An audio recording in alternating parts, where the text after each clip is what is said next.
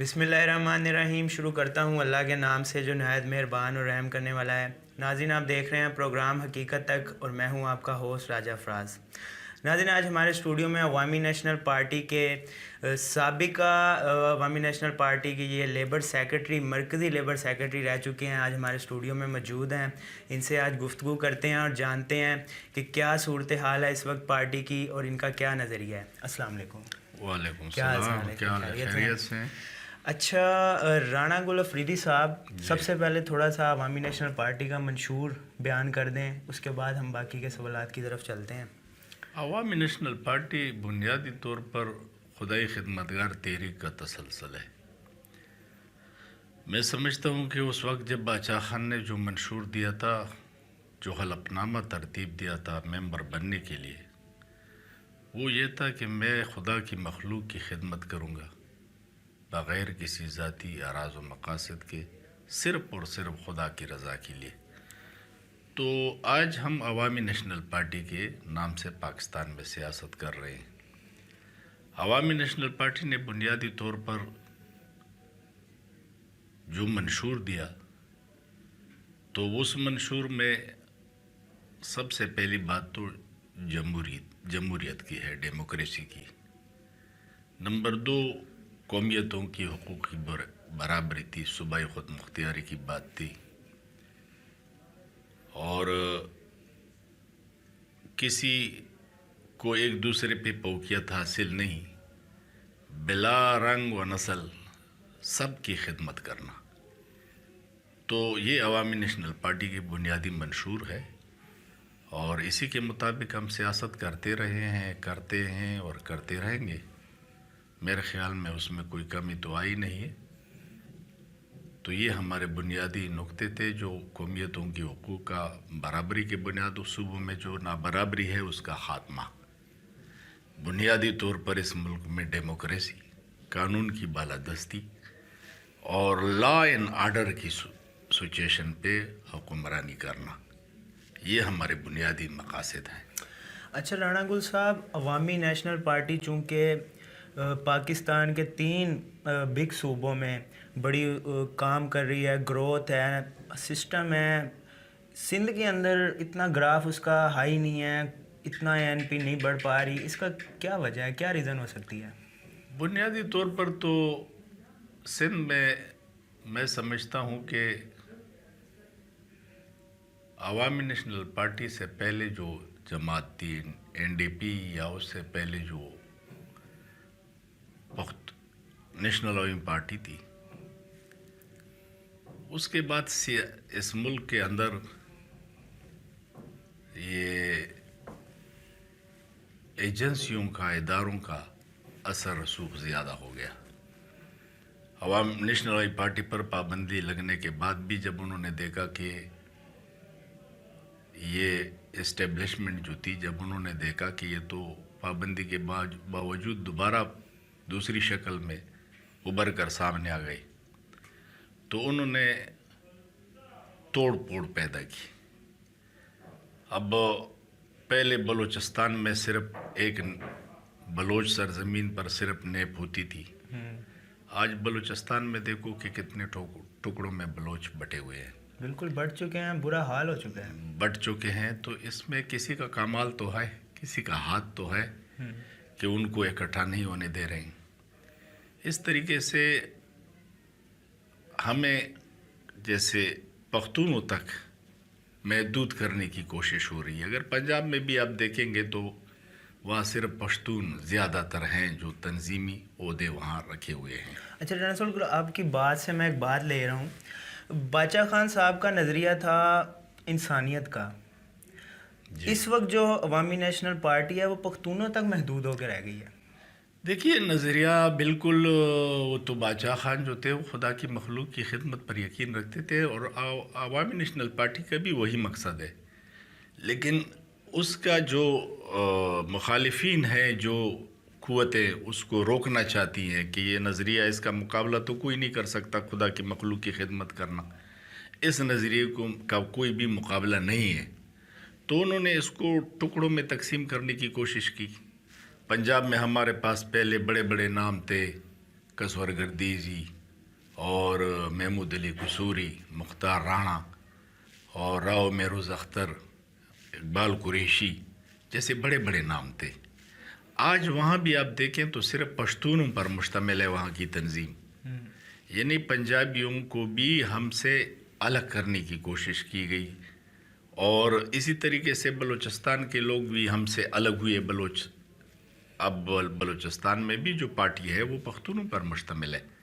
इस तरीके से कराची में जो हमारी तंजीम है, इसमें पहले आप देखें तो इसमें हाकिम अली जरदारी साहब थे, मीर अली अहमद तालपुर साहब थे, बुरगड़ी साहब थे, बहुत बड़े बड़े नाम थे सिंध के अंदर भी कि वो हमारे साथ इस पार्टी में काम करते रहे। लेकिन आज लोगों के दरमियान वो जो नफ़रतें थी वो इस हद तक बढ़ा दी गई कि रसूल बख्श पलेजो जैसे लोग भी हमसे अलग हुए। और उस वक्त हमने बेनज़ीर की मुखालफत की तो उस पर वो कौम परस्ती का लहर यहाँ भी आया और उसकी वजह से रसूल बख्श तालपुर पलेजो जैसे लोग भी हमें छोड़ गए। अब कराची में भी सिर्फ पश्तूनों पर मुश्तमिल है जमात, लेकिन आज भी यहाँ पर एजेंसियों का अमल दखल बहुत ज़्यादा है और वो नहीं चाहती कि कोई ऐसी पार्टी हो जिस पे सारे लोग मुत्तफिक हों और वो तरक्की पसंद हों, वो समाजी इंसाफ चाहते हों, वो जागीरदाराना सिस्टम के ख़िलाफ़ हों, वो मज़दूरों की भलाई के लिए काम करने वाले लोग हों। क्योंकि यहाँ पर तो वो इलेक्शन का तरीक़ाकार ही चेंज कर दिया गया। इलेक्शन में आज जब आदमी टिकट के लिए दरख्वास्त देता है तो पहले वो अपनी जेब को देखता है कि मेरे पास कितने अखराजात हैं जो मैं कर सकता हूँ। सियासत को कमर्शलाइज कर दिया गया। अब जब सियासत को कमर्शलाइज कर दिया और हम आम लोग जो हैं वो शऊर नहीं है। मैं अगर अपने तबके के ख़िलाफ़ किसी ऐसे सरमायादार और जागीरदार को वोट देता हूँ जो पैसे के बलबूते पे वो मेरा वोट ख़रीद रहा है, तो कल मैं उससे ये कैसे तवक्को करूं कि वो असेंबली में जाकर अपने तबके के ख़िलाफ़ कोई कानून बनाएगा जो हमारे मफाद में होगा। वो तो अपने तबके का पहले सोचेगा, बाद में हमारे तरफ आएगा। तो यहाँ पर तो मसला सिस्टम ही ऐसा कर दिया है कि इसमें अब आम आदमी, यानी मैं ख़ुद 2 दफ़ा सूबाई असेंबली का इलेक्शन लड़ चुका हूँ और आम आदमी जो है वो अब इलेक्शन लड़ने का तो सोच भी नहीं सकता। बिल्कुल। जिसके जेब में पैसा नहीं हो और वो पैसा भी ऐसा कि हराम की कमाई हो, उसका उस पर न पैर दुखा हो न हाथ दुखे हों, तो वो फिर वो पैसा खर्च करता है। और जब वो पैसा खर्च करता है और इलेक्शन का जीतता है तो फिर असेंबली में तो पहले वो अपने पैसों की रिकवरी की कोशिश करता है। साहब सिंध में तो ये चीज़ें मतलब आम बाकी 3 सूबों से सिंध में तो इतना सिस्टम ख़राब है कि यहाँ पर लोग वडेरा शाही सिस्टम आज तक कायम है। कराची जैसे शहर में पंजाब में भी है। आप ये नहीं कह सकते। हिंदुस्तान जब आज़ाद हुआ तो उन्होंने पहला वार जो था जागीरदाराना सिस्टम पे किया, इसलिए कि जागीरदार जो थे ये तो अंग्रेज़ों के पैदावार थे, अंग्रेज़ों के पैदा करदा लोग थे। इसमें सर था, नवाब था, खान था, ये सारे लोग वो थे। तो पंजाब में आज भी जागीरदाराना निज़ाम है।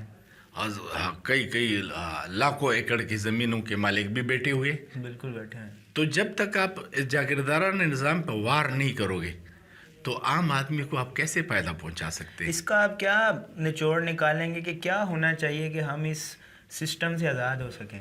अवामी नेशनल पार्टी के मंशूर के मुताबिक तो ये है कि हमें ज़रिए इस्लाहात करनी चाहिए। पहले तौर पर ज़रिए इस्लाहात में ये कि हम ये चाहते हैं कि पी ख़ानदान 25 एकड़ से ज़्यादा ज़मीन उसकी न हो और वो बाकी ज़मीनें जो है उसको किसानों में तकसीम कर दिया जाए। तो इसी तरीके से जब जागीरदाराना निज़ाम का ख़ात्मा होगा तो सरमायादाराना निज़ाम आगे बढ़ेगा। जब सरमायादाराना निज़ाम आगे बढ़ेगा तो फिर जाकर कहीं तबक़ाती जंग शुरू हो सकती है। जब तक ऐसा नहीं होगा तो अभी तक तो हम ये फैसला नहीं कर सकेंगे पाकिस्तान में कि हम ज़री मुल्क हैं कि सनती मुल्क हैं। जब तक ये फैसले नहीं होंगे उसमें कोई भी सियासी जमात काम नहीं कर सकती और न सियासतदान काम कर सकते। اور ویسے بھی ہمارے ملک میں تو ماشاءاللہ ولی خان کو اللہ بخشے، اس نے ایک دفعہ ضیاء الحق کے زمانے میں کہا تھا کہ یہ جو آپ ٹیسٹ ٹیوب کے ذریعے سیاستدان پیدا کرتے ہیں نا، یہ سیاستدان نہیں ہے. سیاستدان ٹیسٹ ٹیوب کے نتیجے میں پیدا نہیں ہوتے. سیاستدان جو ہے وہ سیاسی عمل کے نتیجے میں پیدا ہوتے ہیں. تو ہمارے ہاں تو ہر 2-3 سال کے بعد حکومت ڈیموکریسی کو روکا جاتا ہے، پھر اس کے بعد پھر وقفہ دیا جاتا ہے، پھر ڈیموکریسی کو روکا جاتا ہے. تو یہ چیزیں جو ہے جب تک اس کا خاتمہ نہ ہو مکمل طور پر آپ آئین پر عمل درآمد شروع نہیں کریں گے. جو آئین ابھی ہمارے ملک میں ہے اس میں بھی وہ مزدور کا آئین نہیں ہے، لیکن پھر بھی اگر آپ اس آئین پہ عمل درآمد شروع کرو گے اور حقیقی معنوں میں ہر ادارہ اس آئین کا پابند ہے، لیکن یہاں پر تو آئین پہ عمل درآمد نہیں ہو رہا ہے.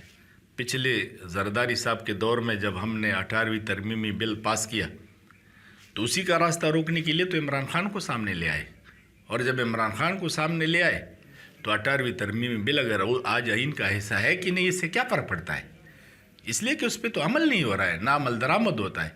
اس میں اختیارات صوبوں کے حوالے کر دیے گئے تھے، آج بھی مرکزی سطح پہ ان کی وزارتیں موجود ہیں جو محکمے صوبوں کے حوالے کر دیے گئے تھے. اگر عہدے اور سبجیکٹ صوبے کے حوالے ہو گئے تو اس کے لیے مرکز میں اب تک وزیر کیوں بٹھائے جاتے ہیں؟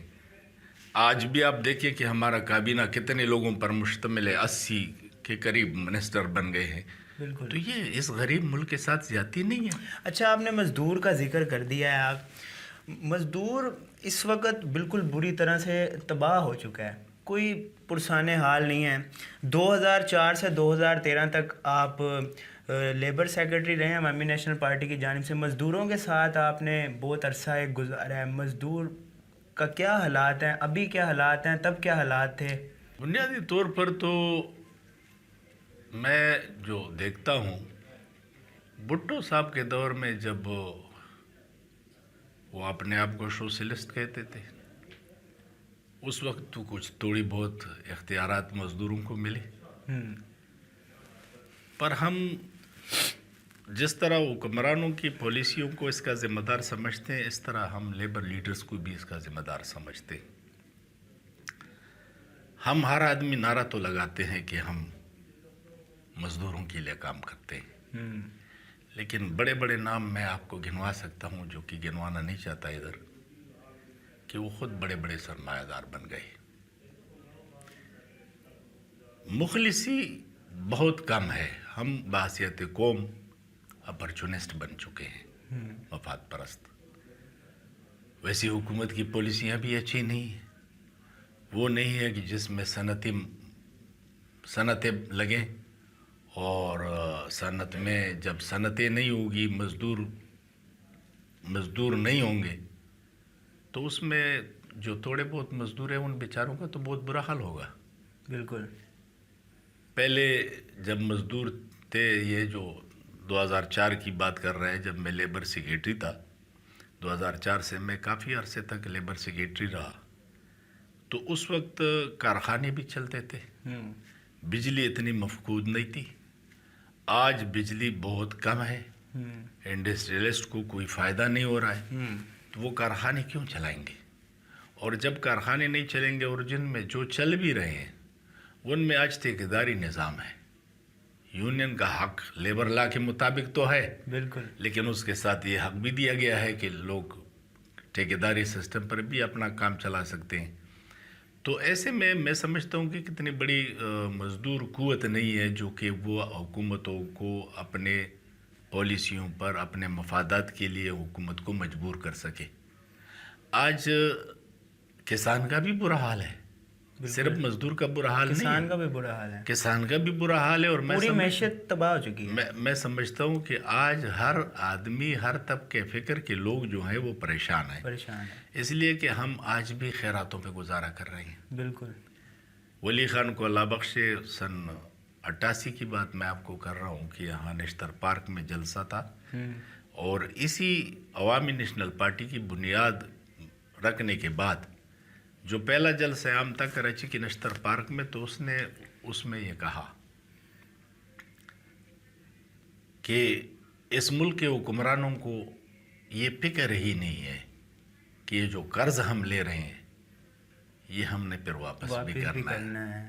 ہم یہ قرض اس طرح کھا رہے ہیں جیسے باپ دادا کی حرام کی کمائی کو لوگ کھاتے ہیں. آج اسی کا انجام ہے. آج ہم کربوں قرض دار ہیں. بالکل. ہم قرض کا سود ادا کرنے کے لیے قرض لے رہے ہیں. تو ایسے میں بہترین پالیسیاں کیسے مرتب ہو سکتی ہیں؟ اور عام مزدور کو کیا فائدہ ہوئے جب 24 گھنٹوں میں صرف 12 گھنٹے بجلی نہیں آتی تو کارخانہ دار کارخانہ کیسے چلائے گا؟ بالکل. تو جب یہ صورتحال ہوگی تو اس سے بھی زیادہ برے حالات آنے والے ہیں جو میں دیکھتا ہوں. اور ویسے بھی میں نے جو آپ کو بتایا کہ اب عام مزدور لیڈر یہ تو پارلیمنٹ میں جا نہیں سکتے. پارلیمنٹ میں جانے والے تو وہی لوگ ہیں جو کروڑوں روپے خرچ کر کے جاتے ہیں. اور جب وہ وہاں جاتے ہیں تو پھر آپ کا کیا خیال ہے کہ وہ مزدور کے لیے قانون بنائے گا؟ بالکل. آج اگر تنخواہوں میں اضافہ ہوتا ہے تو سرکاری ملازمین کی تنخواہوں میں اضافہ ہوتا ہے. مزدور کی تنخواہ میں اضافے کا اعلان کر دیا کہ جی 25,000 کر دو تو بہت سے صنعت کاروں نے انکار کر دیا. کورٹ تک چلے گئی کہ بھئی ہم افورڈ نہیں کر سکتے اس کو. اور سرکاری ملازمین کے لیے تو سرکار قوم دے رہا ہے نا پیسہ. بالکل. قوم کی جیبوں سے نکالا جا رہا ہے تو اس کے لیے کوئی مسئلہ نہیں. ان کی تنخواہوں میں بھی اضافہ ہوتا ہے, ان کے پینشنوں میں بھی اضافہ ہوتا ہے. اب عام مزدور کے پینشن کیا ہے؟ اس میں کوئی اضافہ کرنے کے لیے تیار نہیں ہے. آج 8,000 میں کوئی کیسے گزارا کرے گا؟ عام مزدور کا 8,000 روپے پینشن. 3 وقت تو اس وقت اتنی مہنگائی ہو گئی ہے, 3 وقت کا کھانا نہیں بندہ کھا سکتا. نہیں کھا سکتا. 2 ٹائم لوگ کھانا کھا کے 25,000 میں سمجھتا ہوں کہ 25,000 میں بھی آدمی جس کے 2-4 بچے ہوں وہ گزارا نہیں کر سکتا. یا تو کھائے گا یا علاج کرائے گا یا بچوں کا فیس دے گا. خوشی غمی بھی آ جاتی ہے بیچ میں. اسکول بھی تباہ ہو گئے, سارے پرائیویٹائز ہو گئے سب کچھ. اتنی فیس ہے, 5-5 ہزار پرائیویٹ اسکول کی بالکل. فیس ہے سر. 5-5 ہزار تو بہت کم بتا رہے ہیں. 20-20 ہزار 30-30 ہزار بھی ہیں, لیکن اس میں عام غریب آدمی کا تو بچہ نہیں پڑھ سکتا. تو غریب آدمیوں کے لیے سرکاری اسکول ہوا کرتے تھے. اب سرکاری اسکول تو اس میں آپ کیسے پڑھائی کریں گے؟ استاد تو آتا نہیں ہے وہاں پہ. بالکل, استاد ہی نہیں آتا. استاد تو آتا نہیں. تنخواہ لے رہے ہیں گھر پہ بیٹھ کر. سرکاری ملازمین کا تو کام یہی ہے. اچھا رانا گل صاحب, گزشتہ کچھ عرصہ پہلے ایک ایشو اٹھا تھا, پختونوں اور سندھیوں کے درمیان جھگڑا ہوا تھا.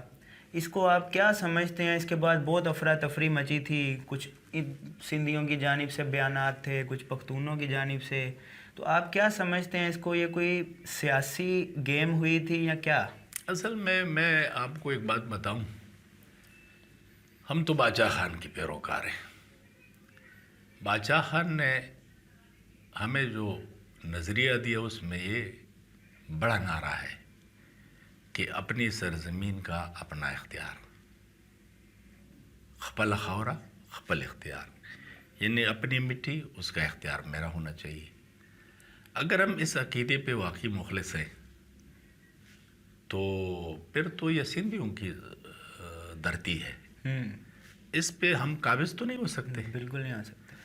پر مصیبت یہ ہے کہ ہم ابھی وہ پشتوں میں ایک مثال ہے کہ گائے کٹی نہیں ہے اور ہم نے تال سر پہ رکھا ہوا ہے کہ یہ مجھے دو. مصیبت یہ ہے کہ ہم اس درد کو محسوس کر رہے ہیں کہ یہ سندھ کی سرزمین ہے اور اس پہ صرف سندھیوں کا حق ہونا چاہیے. اسی طریقے سے ہم پشتونوں کا جو سرزمین ہے اس پہ ہم چاہتے ہیں کہ پختونوں کا ہی حق ہونا چاہیے اس کے وسائل پہ, اور پنجابیوں کو اپنے وسائل پہ گزارا کرنا چاہیے. اور اسی طریقے سے سرائکیوں کو اپنے. سرائکیوں کا آپ نے نام لے دیا, چلیں ایک سوال آپ کے سوال سے لے لوں معذرت کے ساتھ. جنوبی پنجاب کا جو علاقہ ہے ٹوٹل سرائکی ہے, اس میں جتنے بسنے والے آباد لوگ ہیں سب سرائکی, وہ اپنا حق مانگتے ہیں. آپ جنوبی پنجاب کیوں بولتے ہیں؟ سرائکستان ہونا چاہیے. تو سرائکستان بولا کرو. اگر آپ ذہنی طور پر ہیں, ہمارے پارٹی کا تو یہ منصوبہ ہے کہ ہم صوبوں کی اثر نو تشکیل چاہتے ہیں, لسانی, جغرافیائی اور ثقافتی بنیادوں پر, یعنی زبان, کلچر اور جغرافیائی حساب سے. سرائکیوں کا یہ حق ہے, اس کو ملنا چاہیے کہ وہ اپنے لیے صوبہ بنائے. جی بالکل. اور ہمارے جو بلوچستان کے اندر پختونوں کی بیلٹ ہے، ہم چاہتے ہیں کہ وہ خیبر پختونخوا میں شامل ہو جائے، اس لیے کہ وہ بھی پشتون ہے اور پشتونوں کی سرزمین ہے. سرزمین ہے بالکل. ہم بلوچوں کے ساتھ کوئی ظلم نہیں کرنا چاہتے، بلوچوں کی اپنی سرزمین ہے. ہم تو یہ چاہتے ہیں کہ پنجاب میں جو کچھ پیدا ہوتا ہے اللہ تعالیٰ اسے پنجابی کے بچوں کا یہ نصیب کرے. سرائکیوں کے سرزمین پہ جو پیدا ہوتا ہے اللہ تعالیٰ اسے سرائکیوں کی بچوں کی نصیب کرے. لیکن جو کچھ میرے سرزمین میں پیدا ہوتا ہے تو میں چاہتا ہوں کہ وہ ہمارے بچوں کو ملے. اب اس پہ تو پنجابی کے بچے کا حق میں نہیں سمجھتا، اس لیے کہ وہ میری ہے. لیکن مصیبت یہ ہے کہ ہمارے ساتھ پہلے دن سے اس ملک کے اندر یہ رواج یہ سسٹم شروع کیا گیا ہے کہ چھوٹی قومیتوں کے جو وسائل ہے اس کو لوٹو اور اس کو آج تک لوٹا جا رہا ہے. میں ایک مثال آپ کو دوں کہ خیبر پختونخوا 6000 میگا واٹ بجلی پیدا کرتا ہے. ہم سے مرکز اس کو 1 روپے یونٹ پہ خریدتا ہے اور وہ بھی ہمیں دیتا نہیں ہے. کئی قرب ہم وابڈا ہماری قرض دار ہے آج.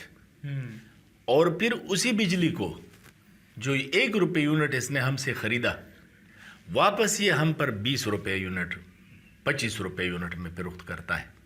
تو یہ کیا کر رہے ہیں؟ یہ ہمارے وسائل کو لوٹا نہیں جا رہا ہے؟ بالکل لوٹا. اس طریقے سے ہمارے ہاں تیل پیدا ہو رہا ہے، آئل پیدا ہو رہا ہے، گیس پیدا ہو رہا ہے. اس کے لیے ریفائنری ملتان میں بنتی ہے. حالانکہ ملتان بھی پنجاب کا حصہ نہیں ہے، لیکن اس کو زبردستی رکھا ہوا ہے اپنے پاس کہ اپنے آپ کو بڑا بنانے کے لیے بالکل اپنے پیٹ میں ڈالا ہوا ہے کہ ہم تو بڑے ہیں، ہماری آبادی زیادہ ہے. تو سارے وسائل آبادی کی بنیاد پر سب سے زیادہ وسائل تو فوج کے حوالے کیے جاتے ہیں، جبکہ فوج کا تعلق بھی زیادہ تر پنجاب سے ہی ہے. اور پھر جو عوام کے درمیان پول ہوتی ہے صوبائی سطح پہ تو اس میں یہ کہتے ہیں کہ جی ہم تو زیادہ ہیں، ہمیں تو زیادہ پڑھ دو. اور جو رہ جاتا ہے وہ ہمارے وسائل اس میں شامل ہوتے ہیں، آج 51% تیل ہم پاکستان کا پیدا کر رہے ہیں، بالکل پاکستان کے اخراجات کا. لیکن اس کے پختونوں کو کیا ہے؟ یہی تو میں کہتا ہوں کہ صوبوں کے ساتھ ہمارا سندھیوں کے ساتھ کوئی جھگڑا نہیں ہے، نہ کسی اور کے ساتھ ہمارا کوئی جھگڑا ہے. سندھیوں کو اللہ تعالیٰ اس سرزمین پہ خوش رکھے اور یہ سندھ جو کچھ اس میں پیدا ہوتا ہے انہی کو مبارک ہو. لیکن پہلے ہمارے حقوق کا فیصلہ کرنا ہوگا، قومیتوں کے حقوق کا فیصلہ کرنا ہوگا کہ یہ وسائل جو ہیں جس صوبے میں پیدا ہو رہے ہیں، جس خطے میں پیدا ہو رہے ہیں، اس پہ پہلے ان کا حق ہے، اس کے بعد کہیں دوسرے کا. تو جب تک یہ تقسیم نہیں ہوتی برابری کی بنیاد پر تو ہم میں سے پھر اگر کوئی لڑتا ہے کہ تم مزدوری کرنے کے لیے کیوں آئے ہو، ہم مجبور ہیں یہاں مزدوری کرنے کے لیے آنے پر. ولی خان سے کسی نے پوچھا، میں خود موجود تھا وہاں، یہ بار کونسل میں تقریر کر رہا تھا، تو جماعت اسلامی کا ایک چھوٹے سے آپ کی طرح داڑھی والا ایک وکیل کھڑا ہو گیا، خان صاحب پاکستان اور اسلام کی بات کرو. ولی خان نے اس کو کہا، میں مولانا صاحب بیٹھو، میں پاکستان اور اسلام کی بات کرتا ہوں. ولی خان نے کہا کہ میں قائد اپوزیشن تھا بھٹو صاحب کے دور میں، میرے پاس ایک برطانوی سے صحافی آئے تھے انٹرویو کرنے کے لیے. تو ولی خان نے کہا کہ میرے پاس وہ رات کو ٹھہر گیا صحافی. صبح جب نکلنے لگا میں تو اس نے کہا کہ آپ کہاں جا رہے ہیں؟ تو میں نے اس کو کہا میں اسلام آباد جا رہا ہوں. تو اس نے کہا کہ میرے پاس بھی تو گاڑی نہیں ہے، آپ مجھے لفٹ دو گے؟ تو میں نے کہا بیٹھو گاڑی میں، میں جاؤں گا اسلام آباد تک تو آپ بھی ساتھ میں چلے جائیں گے. تو راستے میں ہم نے دیکھا کہ بڑے بڑے پتھر پڑے ہوئے تھے. تو مجھ سے پوچھا کہ یہ کیا ہے؟ میں نے بولا یہ سنگ مرمر کے پتھر ہیں. تو بولا یہ کہاں ہے؟ یہ ادھر کیوں پڑے ہیں؟ بولا یہاں سے وہ کراچی جائیں گے. بولا کیوں؟ میں نے تو ولی خان نے کہا کہ میں نے اس کو کہا کہ اس کو صاف کریں گے، جو اچھے ہوں گے وہ آپ ایکسپورٹ ہو جائیں گے اور جو خراب ہوں گے پھر اسی ملک میں تقسیم ہو جائیں گے. تو اس نے کہا کہ اس کا مقصد ہے کہ پھر یہاں بجلی نہیں ہوگی. بولا میں نے کہا نہیں، بجلی بھی یہیں سے جاتی ہے کراچی، تو پھر بلا مزدور نہیں ہوگا. میں نے کہا کہ نہیں، مزدور بھی ادھر ہی سے جاتا ہے. تو صحافی نے کہا کہ پھر خان صاحب یہ کارخانہ ادھر کیوں نہیں لگایا جاتا؟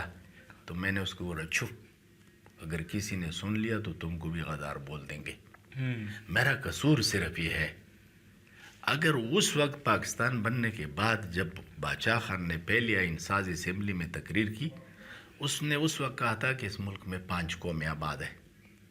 اگر ہم حقیقی معنوں میں مضبوط اور مستحکم پاکستان بنانا چاہتے ہیں تو ہمیں چاہیے کہ ان قوموں کے اپنے وسائل ہے، اپنا اپنا زبان ہے، اپنا اپنا کلچر ہے، اپنا اپنا کلچر ہے، ہمیں ان کے اس وسائل پہ ان کا حق تسلیم کرنا ہوگا کہ پہلے ان کا حق ہے۔ تو اس وجہ سے اگر اس وقت یہ مان لیا جاتا تو یہ جتنی بڑی تعداد میں آج پختون کراچی میں آباد ہیں، دوسرے شہروں میں آباد ہیں، تو پھر پختونوں کے علاقے میں لوگ نوکری کرنے کے لیے آتے۔ پختون اتنے پوری دنیا میں نہیں پھیلتے، آج وہ روزگار کے پیچھے دنیا میں پھیلے ہوئے ہیں۔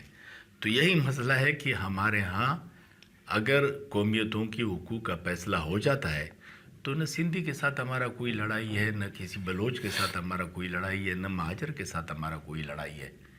مہاجر کو بھی اسی دھرتی پہ آباد ہیں، ان کو بھی سندھیوں کے ساتھ اپنا حساب کتاب سیٹ کرنا ہے نا۔ ہمارا اس کے ساتھ کوئی جھگڑا تو ہے نہیں، ہم تو مزدوری کے لیے آئے ہیں۔ اگر آج ہمیں اپنے گاؤں میں مزدوری ملتی ہے اور ہمارے حقوق، قومی حقوق کا فیصلہ ہو جاتا ہے تو میرا ایمان ہے کہ ہم تو کیا کہ پھر لوگ آئیں گے ہمارے علاقوں میں مزدوری کرنے کے لیے۔ اچھا رانا گل صاحب، موجودہ جو اس وقت پاکستان کا جو ٹاپ ٹرینڈ چل رہا ہے، صورتحال چل رہی ہے، پاکستان تحریک انصاف کے چیئرمین عمران خان صاحب نے مارچ کا اعلان کر دیا ہے، لاہور سے مارچ نکلے گا اسلام آباد تک، تو آپ کیا سمجھتے ہیں کیا ہونے جا رہا ہے؟ میرے خیال میں تو عمران خان زیادتی کر رہا ہے، جیسے اس نے جھوٹا پروپیگنڈا کیا کہ جی امریکہ نے مجھے نکلوایا، اس میں کوئی صداقت نہیں تھی۔ آج بھی وہ فوج کو سیاست میں گھسیٹنے کی کوشش کر رہا ہے۔ اگر فوج جیسے کہہ رہی ہے، اللہ کرے کہ وہ سچ ہو، جیسے کہہ رہی ہے کہ ہم سیاست میں کوئی کردار ادا نہیں کریں گے، کیونکہ انہی کے کردار کی وجہ سے ہی ملک اس حد تک پہنچا ہے۔ عمران خان کو انہوں نے بٹھایا تھا، اور کل تک عمران خان سے جو بات کرتا تھا تو وہ کہتے تھے کہ ہم تو ایک ہی پیج پر ہیں اور میں سب کچھ میری مرضی سے ہوتا ہے۔ اب کل اس نے کہہ دیا کہ جی میرے پاس اگر تھوڑے سے اختیارات بھی ہوتے تو میں شیر شاہ سوری بن جاتا۔ اب ایسے میں جب سیاستدان کے پاس اختیار نہیں ہے، کل آپ نے دیکھا بلاول بھٹو صاحب وزیر خارجہ ہیں، جب اس پہ نعرے لگے کہ علی وزیر کو رہا کرو تو اس نے جواب میں کہا کہ میرے سامنے نعرے لگانے سے بہتر ہے کہ جو رہا کر سکتے ہیں اس سے رابطہ کرو، وہاں نعرے لگاؤ۔ دوسرے جاوید لطیف صاحب حامد میر کے پروگرام میں اعتراف کرتے ہیں کہ ہمارے پاس کوئی اختیار نہیں ہے۔ تو جب تک فوج مکمل طور پر غیر جانبدار نہ ہو اور اپنے آئینی کردار جو ہے اس کو ادا کرنے کے لیے تیار نہ ہو تو پاکستان کے حالات اسی طرح رہیں گے۔ پاکستان کے حالات میں بہتری بالکل نہیں آ سکتی۔ فوج کو یہ فیصلہ کرنا ہوگا کہ ہم نے اس ملک کو چلانا ہے، بالکل، کہ چلنے دینا ہے کہ نہیں چلنے دینا۔ اس لیے کہ اس طریقے سے تو آج ہم جو قرض دار ہوئے ہیں، ہم فوج کے بجٹ میں تو کوئی کٹوتی نہیں کر سکتے۔ عوام کا پیٹ کاٹ کر، ولی خان کو اللہ بخشے، اس نے کہا تھا اس وقت کہ ایٹم بم بنانے کے لیے بھی ہم عوام کا پیٹ کاٹ رہے ہیں، اور پھر اس کو چھپانے کے لیے بھی عوام کا پیٹ کاٹیں گے۔ وہی ہو رہا ہے، تو آج وہی صورتحال ہے۔ بالکل ہو رہا ہے۔ تو میں سمجھتا ہوں کہ عمران خان کو جمہوری طریقے سے جمہوریت کو مان کر، ابھی پارلیمنٹ نے اس پہ عدم اعتماد کیا ہے، پارلیمنٹ میں جاؤ، کھڑے ہو جاؤ، پارلیمنٹ میں مقابلہ کرو۔ جس طریقے سے تم تو اس 2 مہینے پہلے تک تو تم یہ کہتا تھا، تاریخ عدم اعتماد جب نہیں آئی تھی، کہ آؤ لے آؤ، اگر تم لوگوں کا ایمان ہے میں دیکھتا ہوں، میں اگر تم لوگوں نے مجھے شکست دے دی، عدم اعتماد کر دی تو میں اسی وقت چلا جاؤں گا۔ آج کہہ رہے ہو کہ جی ہم مجھے امریکہ نے اتارا ہے، تو پارلیمنٹ کے وہی ممبر جو آپ کے ساتھ تھے، جو کسی نے آپ کے ساتھ ملائے تھے، اب انہوں نے جب ہاتھ پیچھے کھینچا تو وہ آپ سے الگ ہو گئے، تو آپ کی حکومت گر گئی۔ اب اس کو جب تک آئینی اسمبلی کا ٹائم ہے اس کو پورا کرنے دو، اور اگر یہ حالات اس طرح سے جاری رہے تو میں سمجھتا ہوں کہ وہ تیسری قوت کو پھر موقع ملے گا کہ وہ دوبارہ عوام کا خون چوسنے لگے، کیونکہ اس ملک کے اندر جب تک آپ مکمل ڈیموکریسی پر یقین نہیں رکھو گے، ایک دفعہ آدمی کو آپ غلط چنیں گے، 2 دفعہ آپ غلط چنیں گے، لیکن تیسری بار آپ غلط آدمی کو نہیں چنیں گے۔ بالکل جمہوریت کا تو یہی حسن ہے۔ تو اگر آپ ملک کو واقعی مستحکم بنانا چاہتے ہیں تو 2 باتیں ہیں جو میں نے آپ کو بتائی، کہ ایک تو صوبوں کو مکمل اختیارات دینے ہوں گے ان کے وسائل پہ، اور دوسرے جمہوریت، پارلیمانی نظام سے اب لوگوں کا اعتماد اٹھ رہا ہے اس طرح کے حالات دیکھنے سے، کیونکہ سیاستدانوں کو تو آپ کام کرنے نہیں دے رہے ہیں۔ جب سیاستدان کوئی کام کرتا ہے تو آپ اس کو ٹانگ رکھ دیتے ہیں، جب ٹانگ رکھتے ہیں اس کی حکومت ختم ہو جاتی ہے، پھر دوسروں کو آپ سامنے لاتے ہیں، وہ جب پھر اپنا کام کرنا چاہتے ہیں پھر آپ اس کو ہٹا دیتے ہیں۔ تو اس طریقے سے یہ ملک نہیں چلے گا۔ اب ملک کا بہترین طریقہ یہی ہے کہ سیاستدانوں کو آپس میں بیٹھنا چاہیے اور ایک چارٹر آپ ڈیموکریسی دوبارہ سین کریں، اور چارٹر ایک معیشت کے لیے بھی تیار کرے کہ جو بھی معاشی پالیسی ہوگی، جو بھی حکومت آئے گی، وہ اس معاشی پالیسی کو چینج نہیں کر سکتا، تو تب یہ ملک صحیح طریقے سے چلے گا۔ اچھا رانا گل صاحب، چونکہ پروگرام کا وقت ختم ہوتا جا رہا ہے، آخر میں موجودہ کراچی کے اندر جو بلدیاتی الیکشن جاری ہیں، عوامی نیشنل پارٹی کی جانب سے کافی کیمپینز ہو رہی ہیں، ورکر کام کر رہے ہیں، اپنے کارکنان، پارٹی کے جالے کارکنان کو کیا پیغام دینا چاہیں گے؟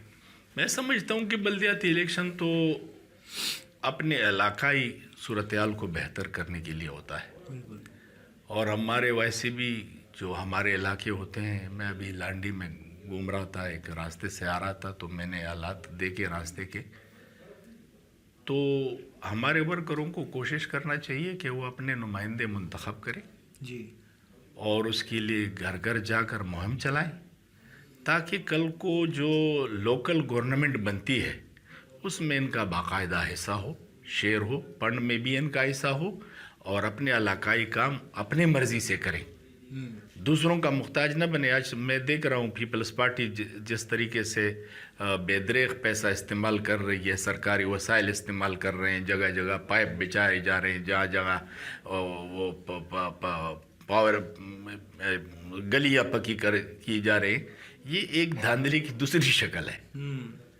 جو آپ سرکاری وسائل استعمال سرکاری وسائل استعمال کرتے ہیں تو سرکاری وسائل پہ تو ہر ایک کا حق ہے نا۔ بالکل، ہم ٹیکس دیتے ہیں، جب ہم ٹیکس دیتے ہیں تو اس پہ میرا شیئر ہوتا ہے۔ آپ اپنے ممبران کے لیے کس طرح اس کو کیش کرانا چاہتے ہیں کہ آپ کے ممبر الیکشن لڑ رہے ہیں اور آپ اس کی گلیوں میں اس کے بینر لگے ہوئے ہوں اور وہ بغیر کونسلر اور ناظم بننے کے بغیر وہ کام کروا رہے ہوں علاقوں میں، تو یہ ایک سیاسی دھاندلی ہے، اور اس کو ہم روکنا، اس کا بھی روکنا ضروری ہے کہ اس طریقے سے نہ ہو۔ الیکشن کمیشن تو اندھا ہے، اس کو تو کچھ نظر نہیں آتا۔ ابھی آپ خیبر پختونخوا میں دیکھو، ایمل ولی سے الیکشن جیتنا اتنا آسان کام ہے 400 میں، کہ وہ اس طریقے سے جیتے اور وہ ایمل ولی سے بھی 10,000 ووٹ زیادہ لیں، یہ کیسے ہو سکتا ہے؟